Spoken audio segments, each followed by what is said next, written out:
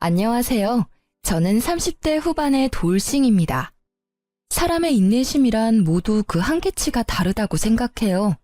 작은 것에도 바로 화를 내는 사람이 있는 반면 웬만한 일들은 모두 꾹꾹 참는 사람도 있잖아요. 저는 참을성이 굉장히 많은 사람이라고 남들이 이야기를 하더라고요. 남들에게는 그렇게 보이지만 정작 저는 참을성이 많다기보다는 굳이 크게 신경을 쓰지 않는다에 더 가까운 것 같아요.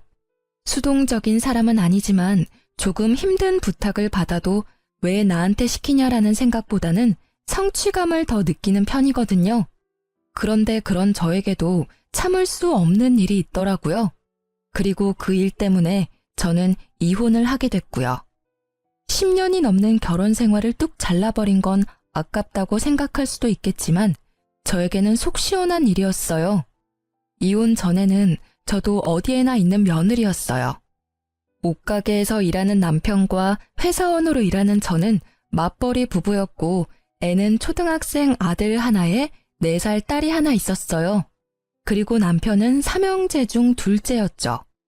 시부와 이혼한 시모는 시골에서 혼자 살고 있었어요.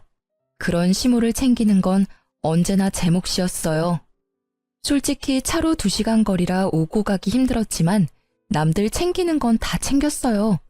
명절, 생일, 특별한 날, 그리고 매달 한 번씩 내려가서 일을 도와드리곤 했죠. 솔직히 새 며느리 중에 저만큼 한 사람도 없었어요. 손이의 형님은 이때쯤엔 이혼을 한 상태였고 손아래의 동서는 저보다 더 멀리 떨어져 있었거든요. 책임감 같은 건 아니었고 그냥 상황이 그렇게 됐고 저도 그런 일들을 나쁘게 생각하지는 않았어요. 친정엄마가 필요할 때 부르는 것처럼 시모도 필요하니까 부른다 싶었거든요. 시부라도 있었으면 또 달랐겠지만 혼자 있는 걸 아니까요. 그리고 그런 시모는 매우 성급한 사람이었죠. 뭐든 시키고 보자는 식인데 정작 제대로 알려주지도 않고 시키려고 하니 꼭 나중에 탈나게 만드는 사람요. 게다가 인식이 아주 옛날 사람이라는 것도 있었어요. 며느리들 고생하는 건 당연하다고 생각하는 점이요.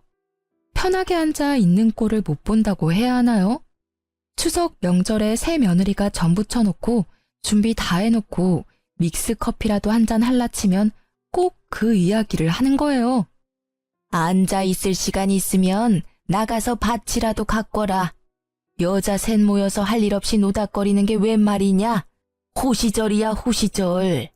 어디 며느리가 시모 앞에서 노닥거리며 쉬는 꼴을 보여? 이런 시모의 말투와 행동을 못 버틴 게 첫째 형님이었죠. 시모가 가장 자주 불렀고 마치 식모처럼 부렸다고 하더라고요.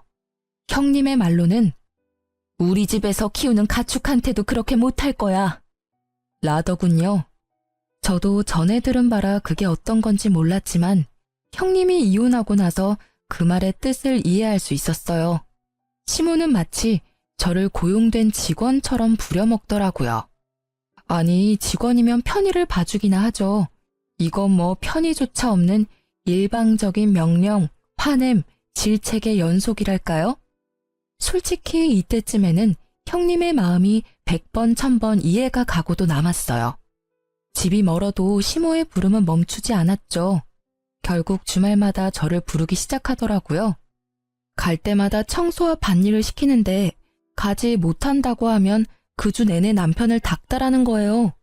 그러면 또 제가 보다 못해 가야 하는 거고요. 남편은 주말 장사가 더 잘 되니 같이 갈 수 없었고 결국 저는 아들과 딸을 친정에 맡겨놓고 시모일 거들러 주말에 시골을 내려갈 수밖에 없었죠. 그날은 제게 냉장고 청소를 맡기더라고요. 일단 안에 있는 내용물을 다 빼내야 하니 김치 냉장고에 고개를 숙여 김치통을 꺼내 들었어요. 생각보다 무거워서 끙끙대고 있다가 한 번에 훌쩍 들어올렸는데 무게중심을 잃고 뒤로 한 발짝 디뎠어요. 그런데 디딘 곳에 미끄러운 뭔가가 있더라고요. 그걸 밟고 뒤로 넘어진 저는 뒤쪽에 있던 선반에 엉덩이를 부딪히고 말았어요. 그런데 너무 아픈 거예요. 진짜로 눈앞이 번쩍하는 통증에 들고 있던 김치통까지 떨어뜨리고 통증을 줄이기 위해 앞으로 고꾸라지듯 허리를 숙였어요. 엉덩이가 너무 아파서 견딜 수가 없는데 큰 소리에 뛰어온 시모가 한심하다는 얼굴로 쳐다보며 말하더라고요. 일하기 싫어서 요령 피우는 거 봐라. 요새 며느리들은 왜 이렇게 일하기 싫어하는 거냐? 빨랑 안 일어나? 안 아픈 거 다 알아. 어디서 이런 야가 빠진 것들만 데려와가지고는. 그렇게 막말을 던지는데 사실 이때는 화를 낼 상황도 아니었어요. 너무 아파서 정신이 없었거든요. 그런데 그때 제 발 쪽에 있는 수건이 한 장 보였어요. 아까 전에 시모가 청소하라며 던져준 마른 행주였어요. 딱 보니 제가 밟고 넘어진 게 이 행주 때문이었더라고요. 결국 저는 주섬주섬 일어나 가방부터 집어들고는 시모에게 말했죠. 너무 아프니까 병원 좀 다녀올게요. 아이고, 병원은 무슨. 걸을 수 있으면 안 아픈 거야. 꼴랑 선반에 박아놓고는 무슨. 저는 시모의 반대에도 동네 병원으로 향했어요. 뒤에서 시모가 소리를 지르는 것이 들렸지만 그 말을 듣고 있기엔 너무 제가 아팠거든요. 병원에 가서 엑스레이를 찍었는데 의사가 의아하게 보더라고요. 일단 엑스레이상 골절을 확인하기가 어렵다고 했어요. 부위로 보면 꼬리뼈랑 엉덩이뼈 쪽인데 옆에서 보면 약간 울퉁불퉁해 보이는데 그게 골절이 됐는지 안 됐는지는 이걸로는 보기 어렵다고 하더라고요. 그러면서 통증이 계속 있으면 CT를 촬영하라고 하더군요. 저는 골절이 아니길 바라며 일단 진통제를 받아 시댁에 돌아왔어요. 병원에서 별거 없대지? 거 봐라. 꼴랑 약 한 봉지 들고 올 거 뭐하러 병원까지 가서 돈을 써. 돈이 남아 도는구나. 일하기 싫으면 그냥 올라가.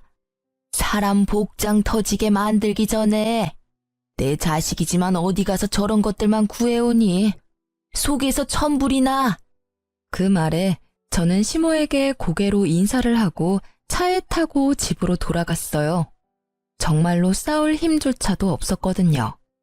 차에서도 앉아있는 내내 엉덩이가 너무 아파서 악셀 브레이크 밟는 것도 힘들었거든요.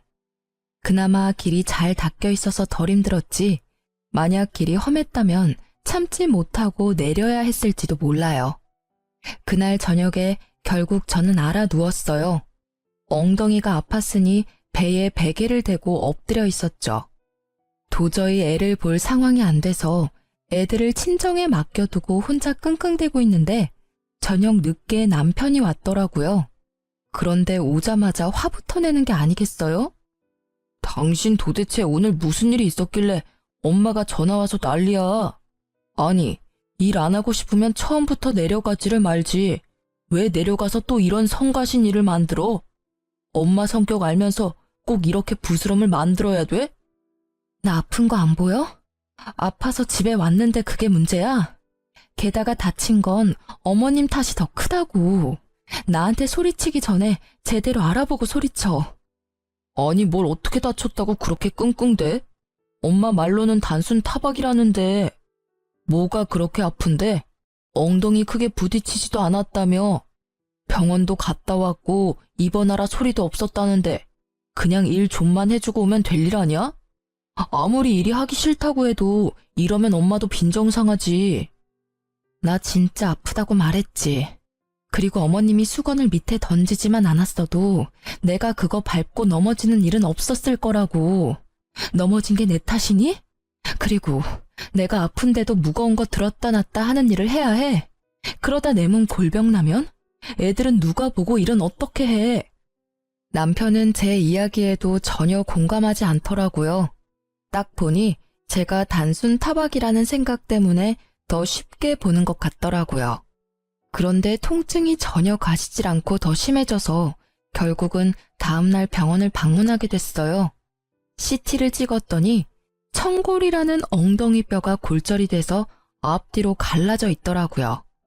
병원에서는 입원을 해도 고정 같은 건 못하고 하루 한 번 물리치료는 받을 수 있다고 하더라고요. 아플 때 진통제 정도 놔주고요. 다른 부위면 깁스를 하거나 수술을 할 텐데 엉덩이 뼈는 그냥 그대로 낫게 두는 수밖에 없다고 하더라고요. 입원을 하겠냐는 말에 어차피 안정을 취해야 한다면 집에서 약이나 먹으면서 요양하겠다고 했어요. 의사에게 물리치료는 한 번씩 나와서 받으라는 이야기를 듣고 집에 와서 쉬고 있었어요. 그런데 너무 아파서 집안일을 할 수가 없었어요. 움직이면 통증이 더 심해져서 무리더라고요. 결국 애 하원도 남편에게 부탁했죠. 그런데 남편은 엄청 툴툴대며 집에 오더라고요. 아직도 꾀병이야? 알겠어. 당신 아픈 거 알겠으니까 그만 좀 해. 집안일도 안 해놓고 애는 나한테 맡기고 이쯤하면 되는 거 아니야? 무슨 시위를 이따위로 하는 건데? 시위? 남편의 말에 저도 말이 곱게 나갈 리가 없었죠. 말보다는 보는 게 더 빠를 것 같아서 제가 찍어온 CT 사진을 보여줬어요. 이래도 내가 꾀병이야? 엉덩이 뼈가 찢어져서 앞뒤로 갈렸는데 뭐? 꾀병? 최소 한 달은 쉬어야 한대. 입원하라는데 그냥 왔거든? 그걸 보는 남편의 입은 열리지 않더라고요.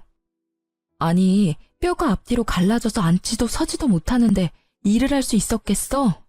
진짜 실망이다, 당신.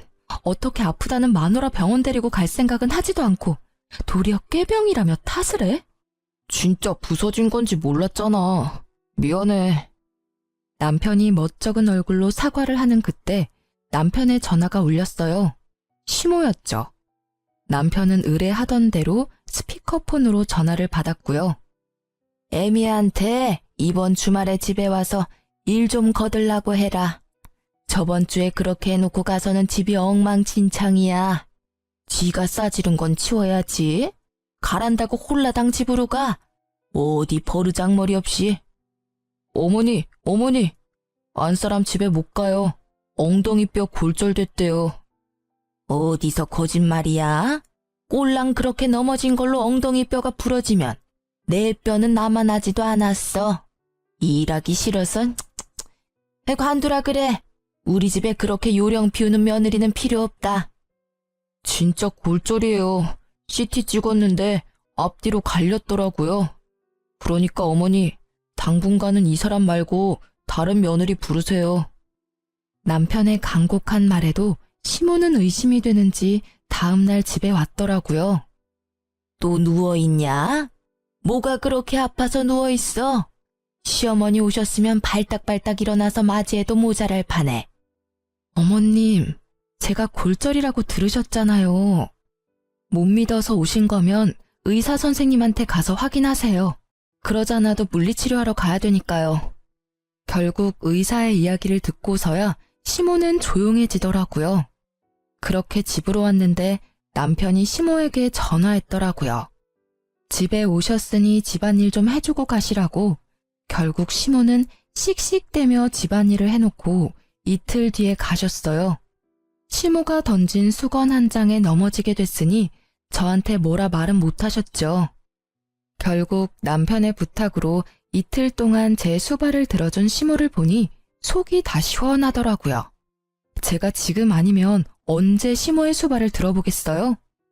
그렇게 시모가 저의 수발을 들고 간 지 얼마 되지 않아 시모에게 연락이 왔더라고요. 저희 집 근처로 이사 오신다고요. 아무래도 첫째 형님 내외 이혼하고 일 부려먹을 사람 없으니 우리 집 쪽으로 이사 오시는 듯 했죠. 걱정이 앞섰지만 설마 지금보다 더 괴롭히겠나 싶은 마음이 컸어요. 그런데 설마가 사람 잡는다고 이사한 날부터 저를 그렇게 괴롭히더라고요. 저녁 시간 주말 할 것 없이 제가 일을 하지 않는 시간만 골라서 저를 불러내더라고요. 이유도 다양했어요. 집 청소, 요리, 짐꾼, 행사, 수발 등등등. 저는 화가 날 대로 났지만 참았어요. 혼자 사는 시모가 힘들 때는 부를 수도 있지 하고 좋게 넘어가려고 했는데 결국 그렇게 넘어갈 수 없는 일이 생기더라고요. 그날은 둘째가 어린이집 다녀온 길이었어요. 밤중부터 오르던 열이 해열제를 먹여도 내려가질 않더라고요. 결국 다음날 꼭두 새벽부터 줄을 서서 소아과를 갔는데 결과는 폐렴소견. 결국 어쩔 수 없이 입원을 해야 했어요. 애가 어리니 제가 애 옆에 있어줘야 하잖아요. 그런데 초등학생 저학년인 아들을 혼자 둘 수는 없잖아요.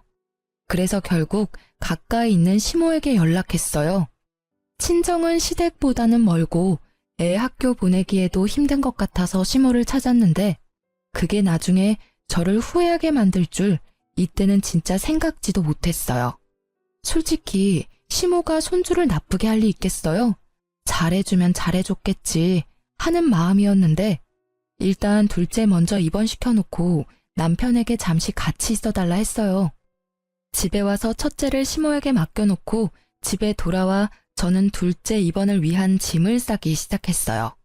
한창 다 싸고 이제 일어나려는데 현관문 소리가 들리더라고요. 고개를 내밀어 보니 첫째가 들어오고 있더라고요.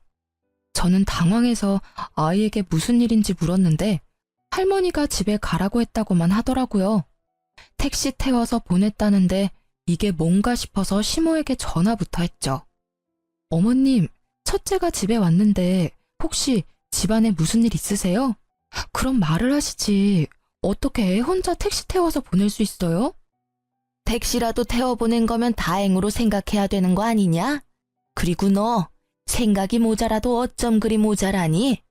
둘째가 폐렴이면 첫째도 폐렴에 걸렸을 수도 있잖아. 늙은 노인 혼자 사는데 폐렴 걸린 애를 데려다 놓고 나 폐렴 걸려서 입원하면 어쩌려고 애를 여기다 맡겨? 몰상식한 짓도 정도껏 해야지. 이제까지 시모일은 나 몰라라 하더니 지들 힘들 때는 애나 맡기고 말이야. 어머님, 첫째는 이미 검사했는데 폐렴이 아니래요.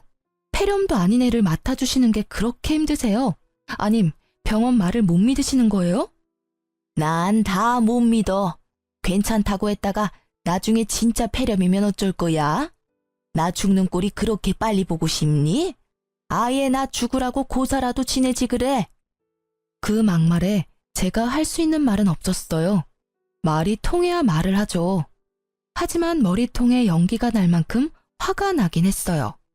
저를 괴롭히는 건 참을 수 있어도 내 자식 괴롭히는 건 못 참겠더라고요. 저는 결국 아무 말 없이 시모 전화를 끊었어요. 그리고 남편에게 바로 전화했죠. 어머님이 첫째 돌려보냈어. 어머님 도움 못 받게 생겼으니까 자기가 시간 좀 내. 뭐? 왜 애를 안 봐주신대? 혼자 사는 늙은이 폐렴 걸리게 만드는 며느리라며 아주 난리도 아니셨거든? 아직 초등학교 저학년인 애를 택시 태워서 홀라당 집에 보내셨더라. 기도 안 차서 정말. 그러니까 당신이 퇴근 후에 둘째 병간호해. 결국 남편과 저는 번갈아가며 두 아이를 케어하게 됐죠. 남편은 낮에 일을 하는 동안 첫째는 학교와 학원으로 시간을 보내고 저는 둘째 병간호를 했어요. 그리고 남편은 퇴근 후에 둘째 병간호를 하고 저는 저녁에 첫째 밥 먹이고 함께 있어준 뒤에 애가 잠든 밤에 홈캠을 애 방에 켜두고 병원으로 와 남편과 바통 터치했어요. 진짜 피말리는 날들이었어요. 그런데 주말이 되니 첫째가 아침부터 쭉 혼자잖아요. 남편은 주말이 바쁘고 주말은 지나야 둘째는 퇴원이고 결국 남편이 시모에게 재차 부탁해서 애 밥만 챙겨주라고 했어요. 남편과 제가 없는 점심 식사만요. 그렇게 주말이 잘 지나가나 했는데 오후 4시쯤 전화가 왔어요. 첫째한테서요. 엄마, 나 배고파. 집에 먹을 거 없어? 응? 점심 많이 안 먹었어? 집에 사놓은 건 없는데. 혹시 엄마가 배달시켜줄까? 응. 알았어. 엄마가 분식 시켜줄게. 근데 점심 맛이 없었어? 엄마가 너 좋아하는 반찬 많이 해놓고 왔는데? 몰라. 할머니가 밥 안 주고 빵 하나랑 우유 하나 주고 가셨는데. 뭐? 식사를 안 챙겨주셨다고? 냉장고에 반찬 가득 넣어놨는데? 그거 안 차려주셨어? 몰라. 난 방 안에 있었어. 할머니가 빵이랑 우유 주면서 나더러 방에서 나오지 말라고 했어. 할머니 계시는 동안에는 절대로 방문 밖에 나오지 말라고. 병균 옮기면 할머니한테 혼날 거라고. 그래서 계속 방 안에 있었는데 너무 배가 고파서. 할머니가 너한테 진짜 그렇게 이야기했어? 저는 경악을 금치 못했어요. 세상에 어느 할머니가 친손주를 병균 취급을 해요? 열받은 저는 남편에게 전화했죠. 당신 어머님 좀 어떻게 해봐. 왜 그러시는 거야, 정말? 왜 또? 무슨 일인데 일하는데 전화를 해? 웬만하면 집에 가서 하자, 응? 집에 오면 이야기할 시간이라도 있어? 내일도 어머님 우리 집에 오실 건데 애를 병균 취급하면서 방에서 나오지도 못하게 했다고. 여보, 유난 떨지 마. 애가 과장되게 말하는 거겠지. 엄마가 설마 그럴 리가 없잖아. 당신은 당신 엄마를 너무 몰라. 그렇게 하고도 남을 사람이거든? 지금 당장 둘째 병원 앞으로 와. 지금 일하는데 어떻게 가냐고. 말이 되는 소리를 해. 애가 아파서 병원에 입원했는데 왜 일을 못 봐줘? 당신 혼자 일하는 거 아니잖아. 다른 일에는 다른 직원한테 부탁해서 잘도 빠져나오더니 애 아플 때는 왜 못해? 결국 제 말에 남편은 투덜거리며 병원까지 왔더라고요. 저는 그 길로 집으로 갔어요. 첫째 아들이 덩그러니 거실에 앉아서 TV를 보고 있더라고요.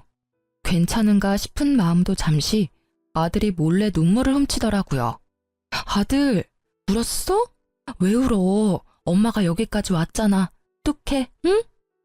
엄마, 할머니가 나더러 병균 덩어리래. 엄마한테 전화했다고 나한테 뭐라고 했어. 호로 자식? 근데 그게 무슨 뜻이야? 그건 나쁜 말이야. 할머니들이 가끔씩 쓰는 말인데 너는 몰라도 되는 말이야. 그리고 또 뭐라고 하셨는데? 나한테 싸가지 없는 건 엄마 닮았다고 했어. 근데 싸가지는 뭐야? 부글부글 끓어오르는 속을 꾸역꾸역 눌러 담으며 최대한 아들에게 상냥하게 말했어요. 그런 말도 있는데 나쁜 말이야. 그 말도 기억에서 얼른 지워. 그리고 애탁해서 꼴도 보기 싫대. 애탁? 그게 무슨 뜻인지 몰라서 잠시 생각하던 제 머릿속에 떠오른 단어가 하나 있었어요. 외탁을 했다는 말. 첫째가 저를 닮아서 보기 싫다는 말이었겠죠. 더 이상 저는 시모를 용서하지 않기로 했어요. 애를 달래고 둘째 병원에 와서 저는 시모에게 전화를 했어요. 어떻게 애한테 그런 막말을 하실 수가 있어요? 애가 무슨 죄가 있어서 그런 말을 들어야 하냐고요. 자식 키우신 분이 어떻게 손주한테 그런... 내일 오지 마세요. 제가 알아서 할 테니까요. 그런다고 누가 무서워할 줄 아니? 그리고 내가 못할 말했어? 걔가 병균을 가지고 있으니까 병균이라고 한 거고 널 닮아서 외탁했다고 한 거지. 그나저나 그 애미나 그 자식이나 똑같네. 그걸 또 그새 너한테 일러 바쳤어? 이러니 내가 정이 안 가지. 알겠어요. 정 안 가는 손주 볼 일 없으실 테니까 내일부터 오지 마세요. 그리고 주말에도 저 부르지 마세요. 안 갈 거니까요. 싸가지 없고 꼴 보기 싫은 며느리 싫으시잖아요. 그러니까 부르지 마세요. 부르려면 어머님 아드님이나 부르세요. 그렇게 말하고 전화를 탁 끊었죠. 그리고 시모의 모든 연락을 무시했어요. 그런데 몇 달이 지났을까요? 남편이 시모가 다쳤다고 하더라고요. 계단에서 내려오다가 발목 뼈가 골절이 됐다고 하더라고요. 입원하라는 거 안 하고 집에서 있는다길래 저는 기회다 싶었어요. 남편이 좀 가달라고 하길래 알겠다고 하고 시댁에 내려갔어요. 그리고 제가 뭘 했는지 아세요? 아무것도 안 했어요. 시모가 밥을 차리라는데도 밥 안 차리고 혼자 사온 거 먹고 시모가 화를 내는데도 들은 척 하지도 않았어요. 결국 시모가 열이 받아서 저에게 소리를 꽤 지르더라고요. 너 뭐하러 왔어? 내가 아파서 아무것도 못하는데 여기 와서 나 염장 지르려고 왔냐? 복창 터지게 만들 일 있어? 어머님, 그래서 밥 드시라고 빵 드렸잖아요. 맛있게 드세요. 저희 아들한테도 그렇게 하셨잖아요. 그대로 해주고 있는데 뭐가 그렇게 화가 나세요? 싫으시면 그냥 다른 며느리 부르세요. 내가 못 부를 줄 아냐? 너 이러는 거 내가 아들한테 다 이야기할 거야. 너네 이혼하도록 만들어줄 거라고. 이 나쁜 것. 어디서 이런 짓을 해? 아픈 사람을 데리고? 마음대로 하세요. 어차피 첫째 며느리는 어머님 성화에 못 이겨서 이미 이혼했고 막내 며느리도 척치고 살고 계시잖아요. 아들 셋에 두 며느리가 담을 쌓았는데 곧 저도 담 쌓고 지내게 생겼네요. 제 말에도 시모는 당당한 표정으로 남편에게 전화를 걸더라고요. 스피커폰으로요. 예, 너 이리 와라. 네 마누라 어떻게 좀 해. 나 아파서 수발 들러와 놓고는 꼴랑 빵 한 쪼가리 주고는 밥 먹으란다. 어디서 이런 미친 것을 데려왔어? 아, 진짜. 와이프 좀 바꿔줘봐요. 바꿀 필요 없어. 나 다 듣고 있으니까 할 이야기 있으면 해. 당신 도대체 거기까지 왜 간 거야? 갔으면 엄마 수발 좀 잘 들어줘. 왜 매번 이렇게 싸우는데? 이거 당신한테도 문제 있는 거라고. 그리고 엄마가 좀 떽떽거렸다고 당신까지 똑같이 굴면 어떡해? 윗사람한테 그렇게까지 하는 거 아니야. 그래, 당신도 똑같네. 그 어미의 그 자식이라더니. 내가 내 자식이랑 닮은 것처럼 당신도 당신 어머님이랑 닮은 건 당연하겠지. 나는 당신 엄마보다 내 자식이 더 소중하거든? 그래서 내 새끼 그렇게 만든 사람 용서 못해. 그리고 어머님도 나 어차피 용서 안 하실 것 같으니까 그냥 우리 이혼하자. 우리 애한테는 이런 할머니는 필요 없는 것 같으니까. 이혼하자고 이야기하면 벌벌 떨 줄 알았니? 차라리 잘 됐어. 야, 나도 이런 며느리 필요 없으니까 얼른 이혼해라. 꼴도 보기 싫은 것. 어디서 당당하게 머리 쳐들고 있어? 그 꼴을 보니 첫째 형님이 이혼했을 때가 생각나더라고요. 방귀 낀 놈이 성낸다고 딱 그 꼴이잖아요. 제 탓으로 자식들 이혼하게 만든 거 생각도 못하고. 이혼을 선언한 후 저는 애들 둘과 함께 친정으로 돌아왔어요. 남편과의 집은 반씩 부담해서 마련한 거였기에 남편에게는 시세의 반을 돌려달라고 말했어요. 남편은 싫다고 하더라고요. 그래서 이혼 소송으로 재산 분할하겠다고 말했죠. 그리고 양육권, 친권 모조리 제가 가져온다고 했어요. 시모의 행동으로는 애들이 상처받을 게 뻔하니까요. 애들 물건까지 싹 다 들고 나온 것을 확인한 남편이 그제야 제가 진심이란 걸 깨달은 모양이더라고요. 이혼하잔 말이 겁주려고 내뱉은 말이 아니란 걸 이제 알았나 봐요. 설 명절이 다가오는데도 제가 집에 들어가지 않자 그제야 친정으로 찾아왔어요. 당신 진짜 이혼할 거야? 다시 생각해봐. 애들은 어쩔 건데? 당신 혼자 애들 키울 수 있어? 그거 여간에서는 못하는 일이라고. 이혼은 좀 아니잖아. 늙은 노인이 하는 말에 그렇게 휘둘릴 필요 있어? 나는 이미 당신 어머님한테 실망했어. 그리고 어머님 편만 드는 당신한테도 실망한 지 오래됐지. 나는 나 괴롭히는 건 참을 수 있어. 이제껏 잘 참았으니까. 그런데 내 자식한테 모질게 대하는 건 절대 못 참아. 어떻게 친할머니가 손주한테 그런 행동을 해? 그런 말을 어떻게 하느냐고. 그거야 어머니가 잘못했지. 그래도 그걸 굳이 곧대로 받아들이는 것도 좀. 내가 받아들여야 하는 거였으면 흘려들었겠지. 근데 애잖아. 애는 무슨 죄가 있어서 그런 소리 듣고 상처받아야 하는데. 결국 제 말에 할 말이 없어진 남편이 입을 꾹 다물더라고요. 그때 제 폰으로 연락이 왔어요. 저는 전화를 받았죠. 형님, 저 막내예요. 혹시 이번 설에 어떻게 하실 거예요? 오실 수 있어요? 미안해 동서. 나 이혼하기로 했어. 이제 그 집안 사람 아니니까 설에 내려가는 건 알아서 결정해야 될 것 같아. 어머님이랑 무슨 일 있으셨죠? 저 진짜 미치겠어요. 형님이 없으니까 저한테 매일같이 전화 오셔서 며느리 잘못 봤다면서 늙은 노모 모시지도 않는다고 난리를 치시느라. 동서한테만 그러면 다행일 거야. 나는 진짜 우리 첫째한테 한 거 생각하면. 저도 이제 연락 끊어야 할까 봐요. 저번에 혹시나 싶어 한번 시골 갔는데 아침부터 저녁까지 일을 시키는데 밥도 제대로 안 주시는 거 있죠? 우리 친정에서는 남편 오면 닭부터 전복까지 몸에 좋은 거에다가 먹이기 바쁜데 전 밥도 못 얻어먹고 일만 하다 올라오잖아요. 그러니 말이야. 어쨌든 난 앞으로 쭉 그 노인네 보러는 안 가. 이혼할 거니까. 결국 그렇게 되네요. 첫째 형님부터 둘째 형님까지.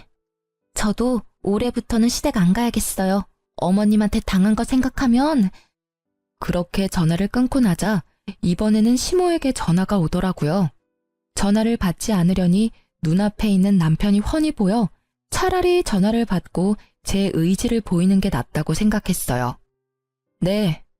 그래, 너 이번 설에 내려오너라. 네가 잘못한 거는 내가 다 덮어줄 테니까. 어차피 이혼하고 나가봐야 너만 고생 아니냐? 이혼하지 말고 이번 설에 내려와. 거의 명령조였어요. 제가 마치 무조건 받아들일 것처럼 말하더라고요. 그때 남편이 한마디 하더라고요. 만약에 이혼하면 애들은 내가 데리고 갈 거야. 다른 사람 손에 크는 거 난 못 봐. 당신은 애들 보기 부끄럽지도 않아? 어떻게 애들 할머니랑 싸우고 이혼한다고 할 수가 있어? 시어머니한테 못하는 것도 자랑이야? 제가 뭐라고 맞받아치려는데 옆에 있던 아들이 제 옷자락을 꾹꾹 잡아당기더라고요. 애 앞에서 이렇게 싸울 일이 아니라고 생각하면서 첫째를 달래려던 그때 첫째가 한마디 하더라고요. 아빠랑 엄마랑 헤어지면 나 아빠 따라가야 해. 아빠 바쁘면 나 또 할머니랑 있어야 하는데. 나 할머니 집에 보낼 거면 나는 아빠랑 같이 안 살고 싶어. 그 말에 남편은 꿀먹은 벙어리가 됐죠. 전화를 통해서 첫째의 이야기를 듣고 있던 시모는 노발대발하며 소리 지르더라고요. 이 싸가지 없는 놈. 며느리 네가 애를 저렇게 싸가지 없는 놈으로 키웠어. 어디 어른 앞에 두고 못하는 말이 없어? 애한테 소리 지르지 마세요. 아들, 외할머니 방에 가 있어. 애를 안방으로 보내놓고 제가 남편에게 말했어요. 애들 마음에 얼마나 상처가 컸는지 이제 알겠지? 당신도 눈이 있고 귀가 있으면 이제 그만 좀 잘 살펴보라고. 저 작은 애도 제 할머니 집에 안 가려고 난리잖아. 저 애 데려가서 행복하게 키울 자신 있어? 애가 벌써 불행한데. 미안한데 나 이혼 번복 안 해. 그리고 애도 못 데려갈 거야. 애 데리고 가겠다고 하면 끝까지 싸울 거니까.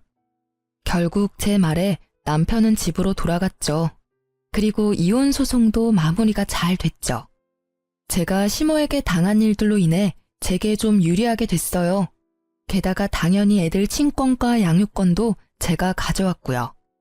그런데 이혼 후 동서에게 연락을 받았어요. 형님, 잘 지내세요? 저도 이혼하게 됐어요. 어머님이 하나뿐인 며느리 감싸줄 줄 알았는데 더 부려먹으시더라고요.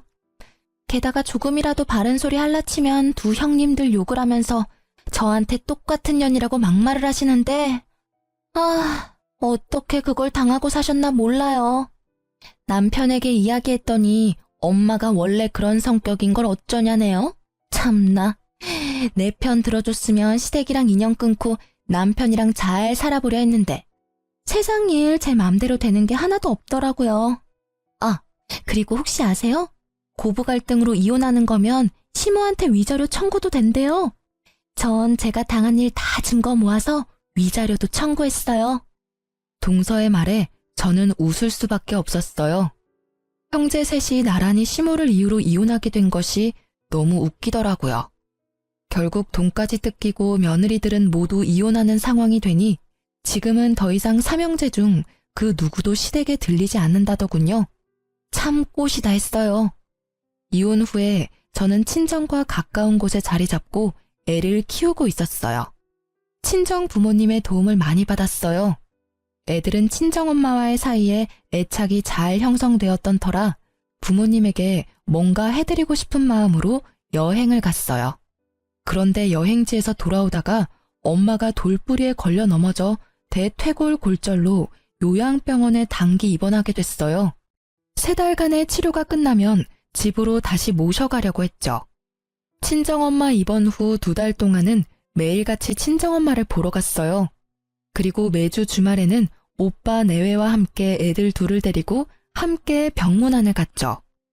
그렇게 퇴원을 2주 앞두고 주말에 가족 다 같이 엄마 면회를 가던 날이었어요.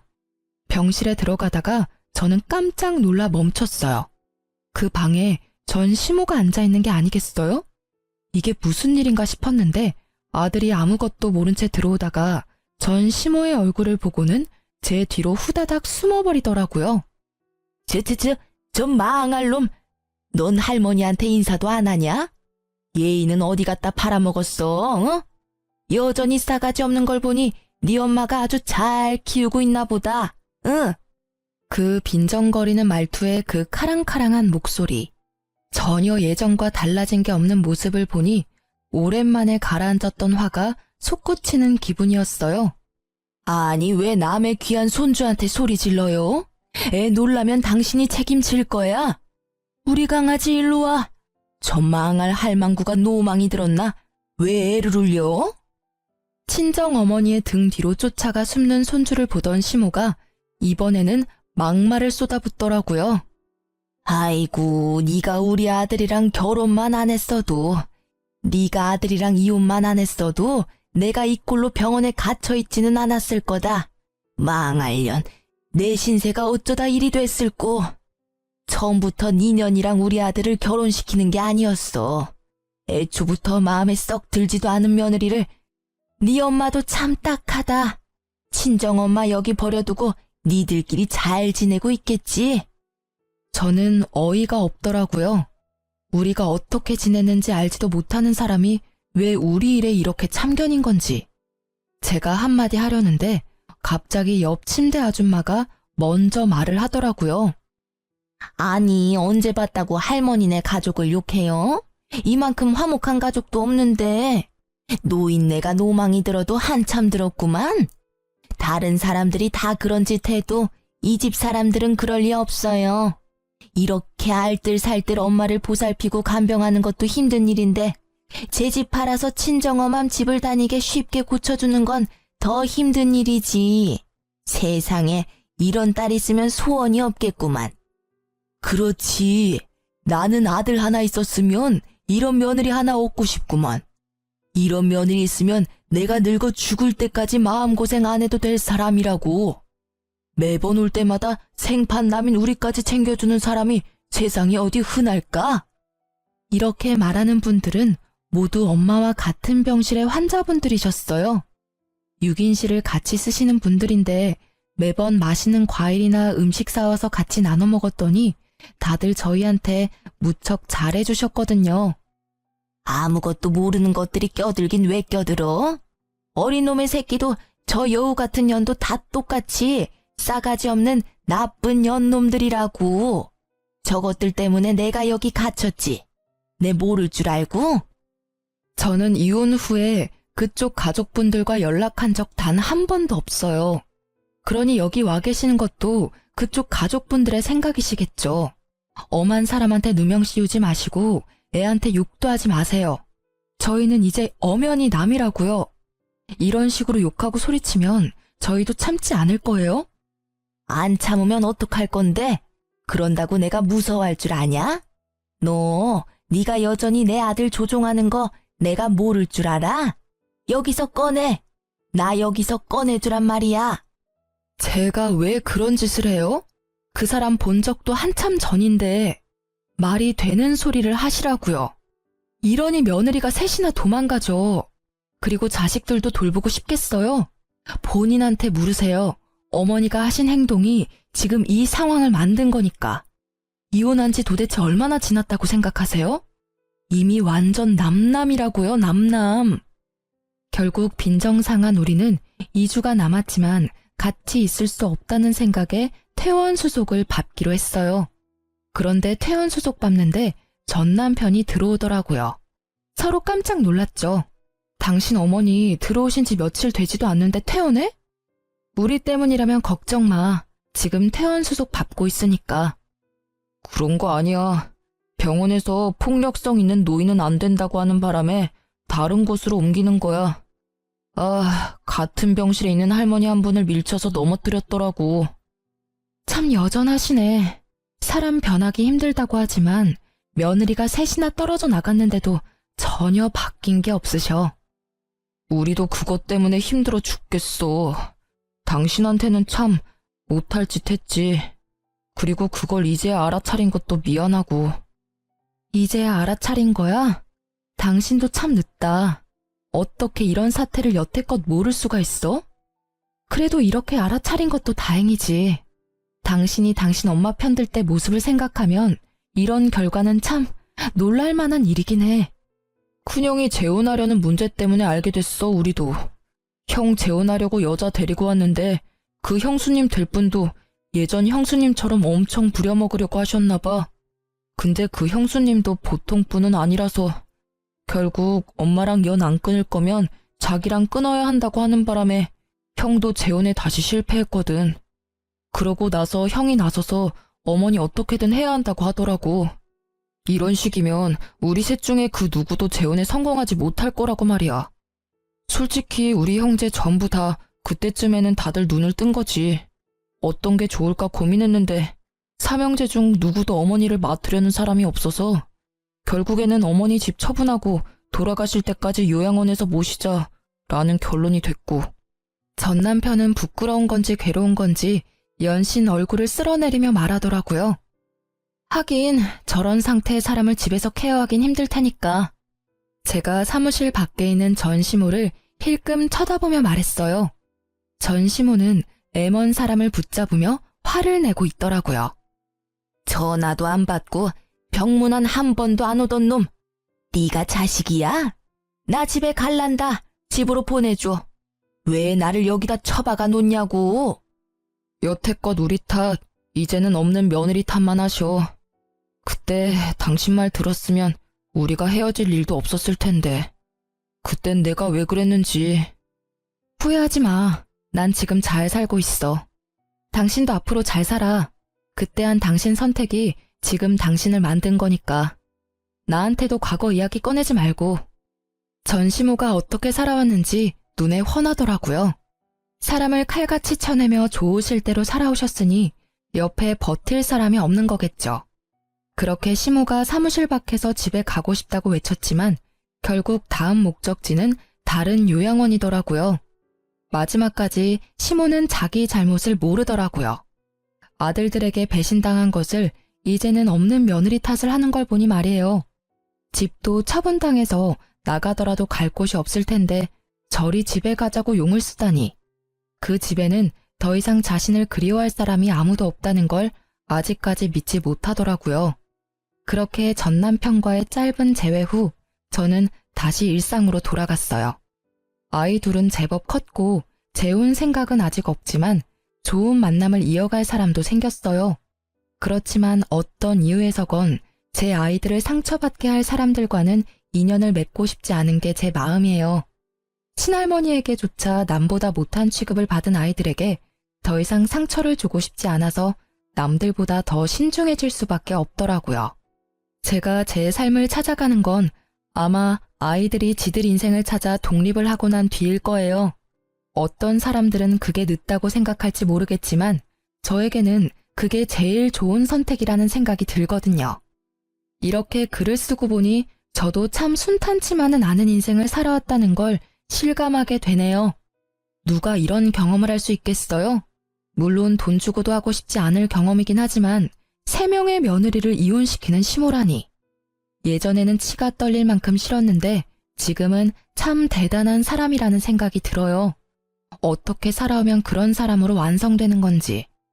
이 글을 쓰면서 예전의 일들을 꺼내보는 것은 그리 즐거운 일은 아니었지만 이왕 꺼낸 김에 이 글을 읽는 분들이 함께 욕하고 화내주시면 제게 큰 위로가 될 것 같아요. 제 사연 들어주셔서 감사합니다.